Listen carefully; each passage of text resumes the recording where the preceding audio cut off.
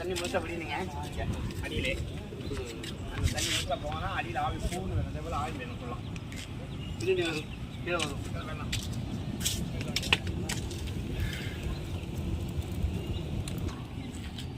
அங்கான தண்ணி விட்டுட்டு நான் போல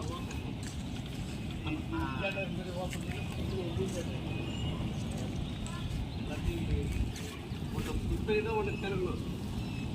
நீங்கள் அனலை போட்டால் ஆமாம் ஆட்டோமேட்டிக்காக சாத்தி